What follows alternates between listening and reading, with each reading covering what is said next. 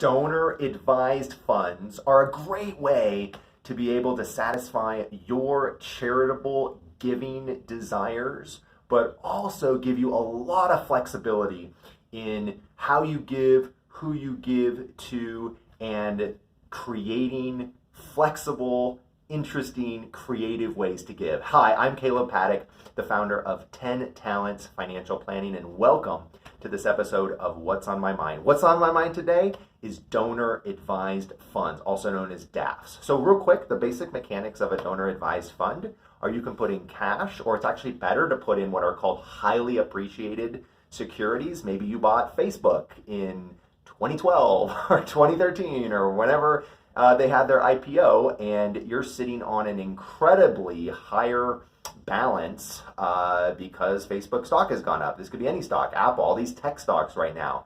And instead of selling that stock, paying capital gains tax, and then giving the leftovers to a charity, what you could do is you could just make what's called a contribution to a donor-advised fund for $1,000, pay no tax on the gain. It goes straight in the donor-advised fund.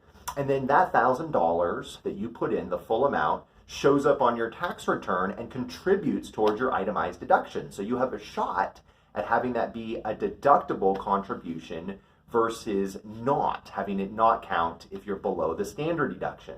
So jargon and details aside, it's a great way to satisfy your charitable giving. My wife and I use these for our charitable giving. We make a transfer every month. We'll put in the stock or cash, just get it in there. It really streamlines our giving. And you'd want to probably be giving, I'd say, like $5,000 or $6,000 a year to make these worth it. There are some administrative fees that you'd pay to Charles Schwab or Fidelity to run the donor-advised fund on your behalf. And so I'd probably say you'd want to be, putting $5,000 or $6,000 a year charitably or more. I have clients who do tens of thousands a year in charitable contributions, and this is a great way to add value and help tie this topic together for you and your spouse. So I hope this is interesting for you today. Donor-advised funds. If you have other questions about these, let me know. I love them. I think they're a really fun planning tool. But thank you for tuning in, and I'll talk to you later.